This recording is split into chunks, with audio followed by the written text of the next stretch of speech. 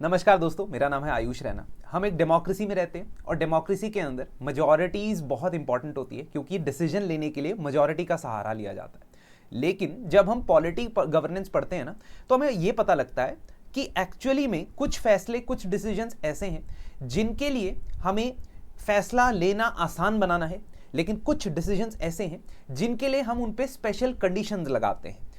इस रीजन की वजह से, इस कारण की वजह से कई सारी टाइप्स ऑफ मेजॉरिटीज हम देखते हैं जब हम अपना कॉन्स्टिट्यूशन पढ़ते हैं, संविधान पढ़ते हैं या कोई कानून पढ़ते हैं। तो इसीलिए स्टूडेंट्स को कई बार कंफ्यूजन रहता है in the naming of the majority, और कौन से सिचुएशन में, कौन सी परिस्थिति में कौन सी मेजॉरिटी अप्लाई होगी, इसमें भी कुछ कंसर्न रहते हैं। इन कंसर्न्स को सॉल्व करने के लिए ये वीडियो है, एंड तक देखिएगा, you will come to know each and everything about majorities. तो सबसे पहले ना हम कैटेगराइजेशन करते हैं। एक बात मैं आपको बिल्कुल क्लियरली बता दूं कि ये कैटेगराइजेशन हमारे संविधान के अंदर कहीं नहीं लिखी है। ये हमें इजी बनाने के लिए, या हमने अपनी पढ़ाई को इजी बनाने के लिए इस तरीके की कैटेगराइजेशन की है। एग्जाम्पल से हम स्टार्ट करेंगे। Will start from the first type of majority that almost everybody knows, that is called absolute majority. इसको कहते हैं एब्सोल्यूट मेजॉरिटी। एब्सोल्यूट मेजॉरिटी का मतलब होता है कि जिस भी सभा के अंदर, जिस भी वोटर्स के अंदर हम वोटिंग करवा रहे हैं, उनमें जो टोटल नंबर है उसका 50% प्लस 1 वोट हमें अचीव हो जाए। अब मान लीजिए मैं कहता हूं कि लोकसभा की एब्सोल्यूट मेजॉरिटी क्या होगी, तो लोकसभा की एब्सोल्यूट मेजॉरिटी होगी टोटल वोटर्स यानी कि 543, उसका 50% मतलब डिवाइडेड बाय 2 प्लस 1। इसीलिए जब आप इलेक्शंस देखते हो तो यह कहा जाता है कि जिस पार्टी या ग्रुप के 272 सीट्स आ गई, इसका मतलब वो लोकसभा में एब्सोल्यूट मेजॉरिटी जीत चुका है, इसका मतलब वो सरकार बना सकता है। हमारे देश में एब्सोल्यूट मेजॉरिटी सिर्फ इसी पर्पस के लिए देखी जाती है कि सरकार कौन बनाएगा, गवर्नमेंट फॉर्मेशन कौन करेगा। लोकसभा के चुनाव में या राज्यसभा के चुनाव में जब वोटिंग होती है तो क्या देखा जाता है? Basically let me first go to Lok Sabha चुनाव, लोकसभा इलेक्शन और विधानसभा इलेक्शन। क्या वहां पे भी एब्सोल्यूट मेजॉरिटी देखी जाती है? यानी जब मैं वोटर्स की टोटल गिनती निकालता हूं, मान लीजिए 10,000 वोटर हैं और 10,000 वोटर में से एक कैंडिडेट को क्या 5,001 वोट की जरूरत है to win the election? The answer is no.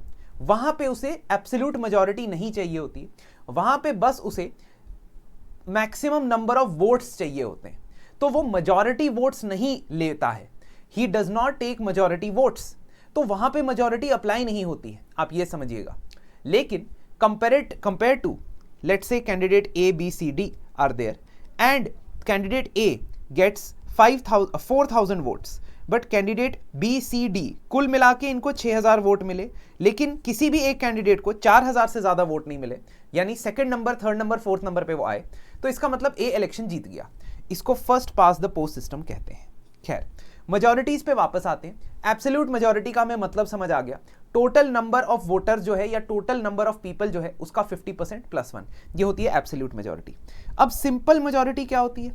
Simple majority तब आएगी, let me change the ink so that it is consistent. Simple majority कब आएगी?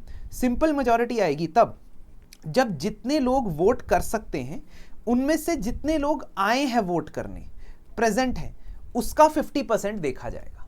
सो प्रेजेंट एंड वोटिंग का जब 50% देखा जाता है तो उसे सिंपल मेजॉरिटी कहते हैं। सो जनरली ये सिंपल मेजॉरिटी चाहिए होती है ऑर्डिनरी बिल पास करने के लिए, ठीक है, जो मनी बिल नहीं है, जो कॉन्स्टिट्यूशनल अमेंडमेंट बिल नहीं है, उसको पास करने के लिए ये मेजॉरिटी चाहिए। इनफैक्ट मनी बिल के लिए भी सिंपल मेजॉरिटी ही चाहिए होती है एक्चुअली, ठीक है। अगर मैं बात करता हूं सिंपल मेजॉरिटी और कहां चाहिए होती है, सिंपल मेजॉरिटी चाहिए होती है इन सर्टेन सिनेरियोज, जैसे अगर मुझे किसी स्टेट का नेम चेंज करना है, उसकी बाउंड्री चेंज करनी है, तो पार्लियामेंट में सिंपल मेजॉरिटी से मैं बिल पास करता हूं। आगे मैं 17 ऐसे इंस्टेंसेस दिखाने भी वाला हूं जहां पे डिफरेंट टाइप की मेजॉरिटी लगती है, इसलिए एंड ऑफ द वीडियो तक मेरे साथ बने रहिएगा। अब आ जाते हैं इफेक्टिव मेजॉरिटी पे, इफेक्टिव मेजॉरिटी क्या होती है? इफेक्टिव मेजॉरिटी वो होती है कि भाई साहब, आप जितने टोटल नंबर ऑफ सीट्स है या टोटल स्ट्रेंथ है आपके हाउस की, फॉर एग्जाम्पल लोकसभा की टोटल स्ट्रेंथ है 543, अब इसमें से आप वेकेंट सीटें माइनस कर दो, ठीक है, वेकेंट सीटें माइनस कर दो। अज्यूमिंग वेकेंट सीटें 20 हैं, तो आप 523 पे आ गए। अब इसका 20% 50% जो होगा वो होगा इफेक्टिव मेजॉरिटी, वो होगा इफेक्टिव मेजॉरिटी। तो 523 बाय 2 + 1 will be effective majority. Effective majority के लिए हमें वेकेंट सीटें माइनस करनी पड़ती है। वेकेंट सीट का क्या मतलब होता है? लोकसभा के अंदर या किसी भी सभा के अंदर कोई मेंबर ऑफ पार्लियामेंट की पोजीशन खाली हो सकती है और उसके मल्टीपल रीजंस हो सकते हैं। रीजन नंबर 1, उन्होंने अपनी टर्म खत्म होने से पहले रिजाइन कर दिया। रीजन नंबर 2, उनकी डेथ हो गई। रीजन नंबर 3, वो डिसक्वालीफाई हो गए due to any reason. Reason number 4, उनको एक्सपेल कर दिया गया हाउस से due to any reason, so on and so forth. तो जब वो सीट खाली हो जाती है, खाली सीटों को माइनस करते हैं, उसमें जो नंबर बचता है उसका 50% निकाला जाता है। इफेक्टिव मेजॉरिटी कहां अप्लाई होती है? जब आपने सभापति को निकालना होता है। सभापति means presiding officer of the house. तो जब आपने लोकसभा में स्पीकर को रिमूव करना है, राज्यसभा में चेयरमैन को रिमूव करना है, सिमिलरली डेप्यूटी स्पीकर या डेप्यूटी चेयरमैन को रिमूव करना है, इन सब के लिए किसी ना किसी प्रकार से इफेक्टिव मेजॉरिटी चाहिए होती है। लेकिन सिर्फ इफेक्टिव मेजॉरिटी से प्रोसेस कंप्लीट नहीं होता। ये प्रोसेस कंप्लीट कैसे होता है, ये सेकंड इसी वीडियो में आगे मैं बताऊंगा, क्योंकि मैं डिफरेंट प्रोसेसेस डिस्कस करने वाला हूं। तो अब हमने देख लिया एब्सोल्यूट मेजॉरिटी, हमने देख लिया सिंपल मेजॉरिटी, हमने देख लिया इफेक्टिव मेजॉरिटी क्या आते हैं। अब आते हैं टाइप्स ऑफ मेजॉरिटीज जिनको हम स्पेशल मानते हैं, जिनको हम स्पेशल मानते हैं। हमने ये नाम दिया है, संविधान ये नाम नहीं देता है। हमने ये नाम दिया है, संविधान ये नाम नहीं देता है। तो स्पेशल मेजॉरिटी को हम 4 पार्ट्स में डिवाइड करते हैं। चलिए, टाइप 1, टाइप 2, टाइप 3 और टाइप 4।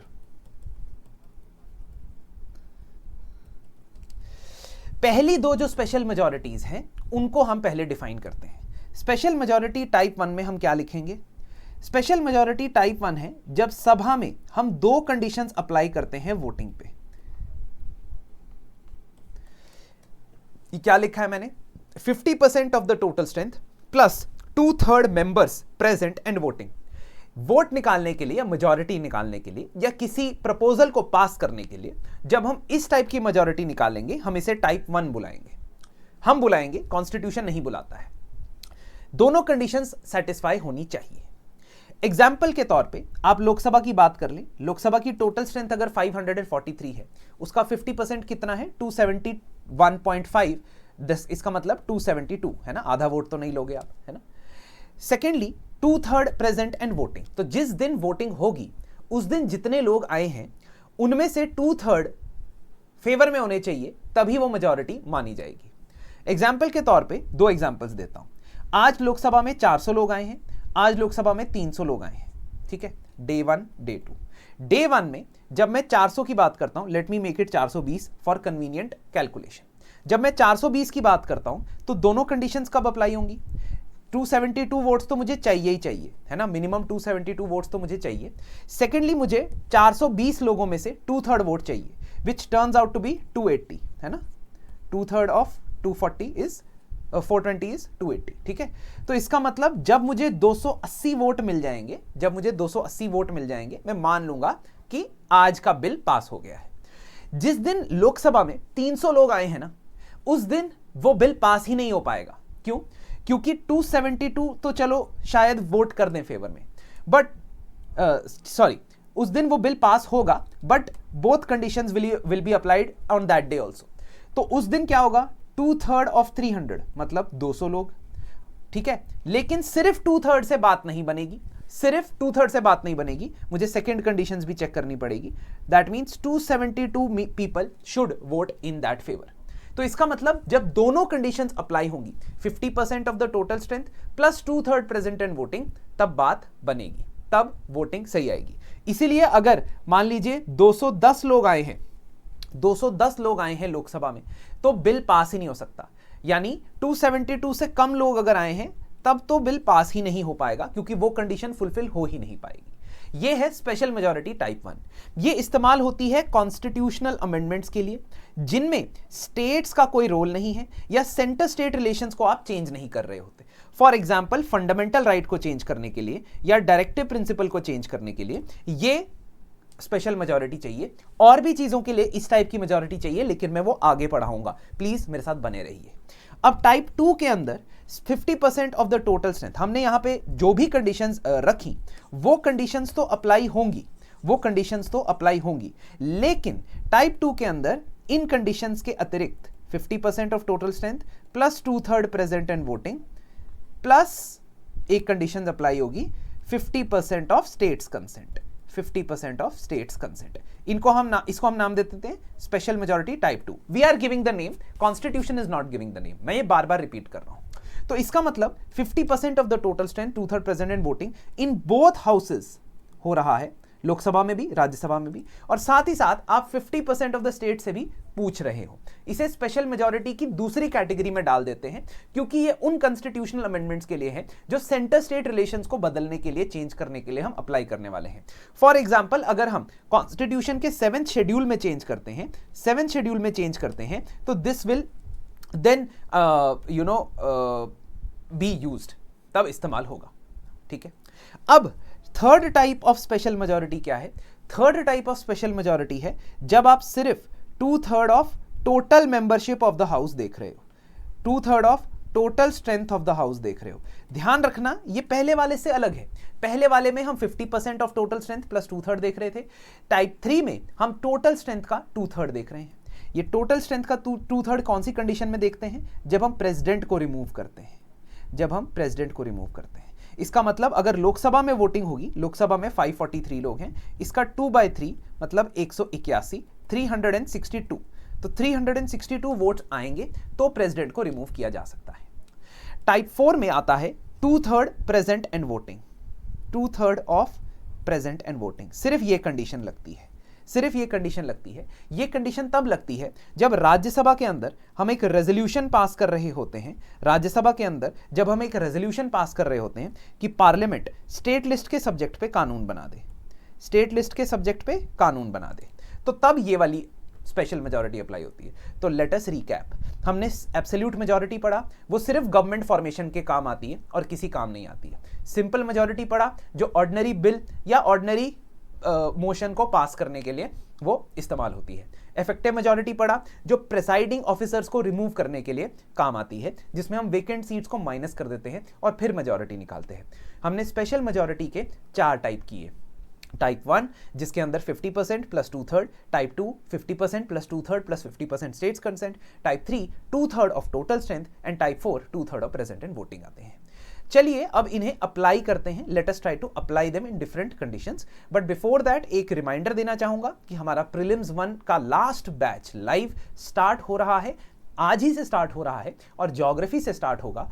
एक बार जरूर देखिएगा कि किस तरीके से जनरल स्टडीज के स्टैटिक, सीसैट और टेस्ट सीरीज सबको हम एक साथ एक पर्टिकुलर शेड्यूल के अंदर आपके साथ डेली बेसिस पे मेहनत करके सभी फैकल्टी आपको प्रीलिम्स पार कराने के लिए लगे हुए हैं। तो एक बार वेबसाइट जाके जरूर विजिट कीजिएगा।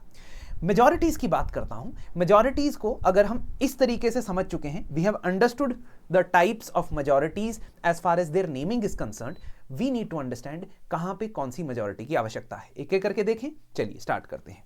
अगर मुझे किसी नए स्टेट को एस्टैब्लिश करना है या नए स्टेट को एडमिट करना है, दैट मीन्स आर्टिकल 2 और आर्टिकल 3, तो मुझे सिंपल मेजॉरिटी चाहिए, वो भी बोथ हाउसेज ऑफ पार्लियामेंट में, लोकसभा और राज्यसभा में मुझे सिंपल मेजॉरिटी चाहिए। अब मैं बताऊंगा नहीं कि सिंपल मेजॉरिटी क्या होता है, क्योंकि पहले सेक्शन ऑफ द वीडियो में मैं इसे डिस्कस कर चुका हूं।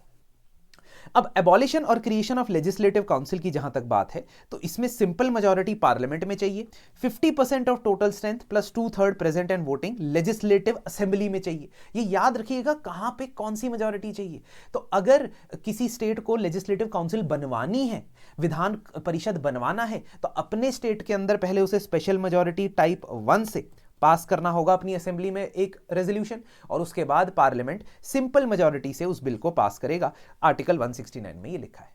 अगर आपने फंडामेंटल राइट डीपीएसपी इस्तेमाल करना है, बदलाव करना है, तो स्पेशल मेजॉरिटी टाइप 1 लगेगी। अगर आपने फेडरल इश्यूज में बदलाव करना है तो स्पेशल मेजॉरिटी टाइप 2 लगेगी। अब मैंने टाइपोलॉजी भी आपको पहले ही इसी वजह से बता दी थी। नेशनल इमरजेंसी के प्रोक्लेमेशन को या ऑर्डर को जो प्रेसिडेंट ने दिया है उसे अप्रूव करने के लिए कौन सी मेजॉरिटी चाहिए? पार्लियामेंट्री अप्रूवल दोनों हाउसेज में इसमें चाहिए होता है, तो इसमें स्पेशल मेजॉरिटी टाइप 1 चाहिए। नेशनल इमरजेंसी को रिवोक करने के लिए आर्टिकल 352 के अंदर डिक्लेयर की गई नेशनल इमरजेंसी को वापस लेने के लिए कौन सी मेजॉरिटी चाहिए? सिर्फ लोकसभा में सिंपल मेजॉरिटी चाहिए। सिर्फ लोकसभा में सिंपल मेजॉरिटी चाहिए।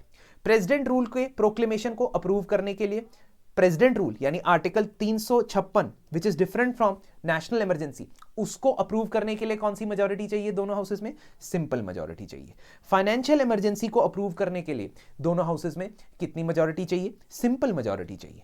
प्रेसिडेंट को रिमूव करने के लिए, इंपीच करने के लिए कितनी मेजॉरिटी चाहिए?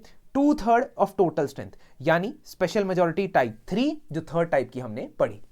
वाइस प्रेसिडेंट को रिमूव करने के लिए यानी चेयरपर्सन को रिमूव करने के लिए राज्यसभा के कौन सी मेजॉरिटी चाहिए? राज्यसभा में इफेक्टिव मेजॉरिटी, लोकसभा में सिंपल मेजॉरिटी। राज्यसभा में इफेक्टिव मेजॉरिटी, लोकसभा में सिंपल मेजॉरिटी। अब मैं बार बार दोहराऊंगा नहीं कि इनका मतलब क्या है, क्योंकि हमने इनका नामकरण पहले सेक्शन में कर लिया। We had done the nomenclature.